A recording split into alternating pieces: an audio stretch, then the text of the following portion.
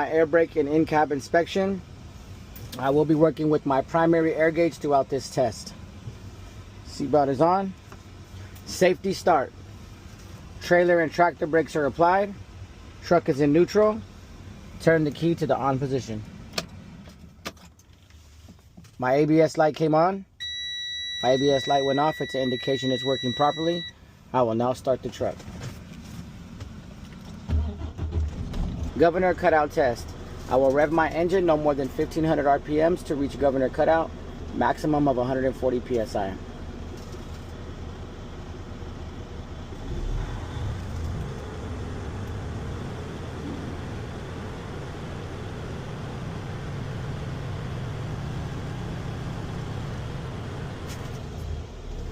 My governor has cut out at 136 PSI. I know this because my needle has stopped rising. Next test is my applied air leakage test. I will put my truck into low gear. Turn the engine off, but leave it on the on position. Release my trailer and tractor brakes and wait for my needle to settle. I will now hold down my service brake and wait for my needle to settle again. My needle has settled at 100 PSI. I will continue to hold down my service brake for 1 minute. During this minute, I cannot lose no more than 4 PSI. 3 for the tractor and 1 for the trailer. My minute starts now.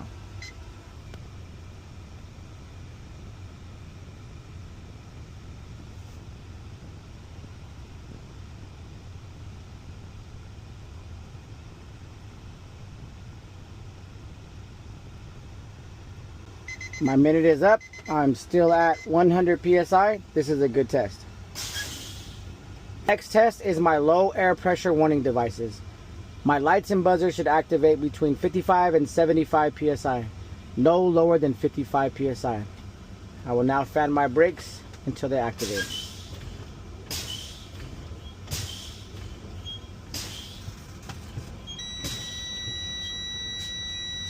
My lights and buzzers activated at 60 PSI. This is a good test. Next test is my emergency pop-out valves. They should activate between 20 and 45 PSI, no lower than 20 PSI. I will now fan my brakes until they activate.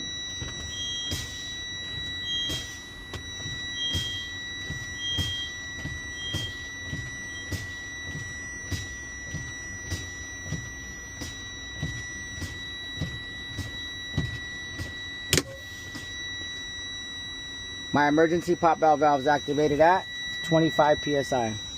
This is a good test. Another safety start. My brakes are applied.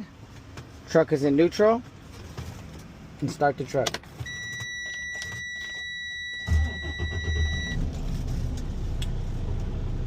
While I'm waiting for governor cutout, I will perform my in-cab inspection. Oil pressure gauge between 20 and 40 PSI. Water temperature gauge not exceeding 200 degrees Fahrenheit. My voltmeter is reading between 12 and 15 volts. My DEF no less than 1/8 of fluid remaining. Primary and secondary air gauges maximum of 140 PSI. All my gauges are in operating range. Left turn signal working properly. Right turn signal working properly. Headlights and high beams are working properly. Steering wheel, no excessive play. City horn, working properly. Highway horn, working properly. Emergency flashers are working properly. My heater and defroster, working properly, coming out all the vents evenly. My windshield is securely mounted with the rubber seal. It's intact, not cracked, damaged, or broken. My windshield wipers are securely mounted, not cracked, damaged, or broken. Spraying water evenly on both sides. My side view mirrors are securely mounted, not cracked, damaged, or broken, adjusted to my needs. My windows roll up and down properly, not broken or damaged. My door opens and closes properly, not broken or damaged. I got my fire extinguisher securely mounted, properly charged and certified with the pin in place. My toolbox that contains all my spare fuses and 2 emergency flares. My 3 reflective triangles are secure, not cracked, damaged, or broken. My seat belt is secure to the frame. No cuts, no tears. It latches and unlatches properly. I'll rev the engine a little bit to reach governor cutout.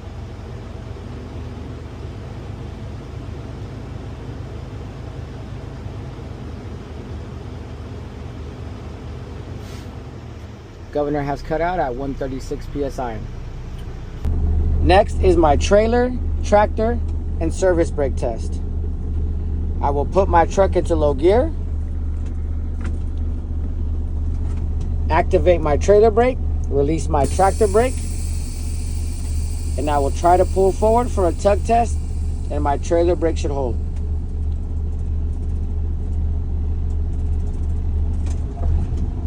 My trailer brake held. This is a good test.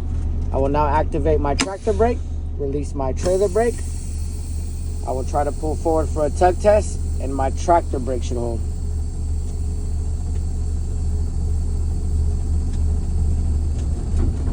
My tractor brake held. This is a good test. I'll now release both my trailer and tractor brakes to test my service brake. I will pull forward a couple of feet. My service brake should hold. I should not pull to the left or to the right. My service brake held. This is a good test. I will now activate my trailer and tractor brakes, put my truck into neutral, and that concludes my air brake and in-cab inspection.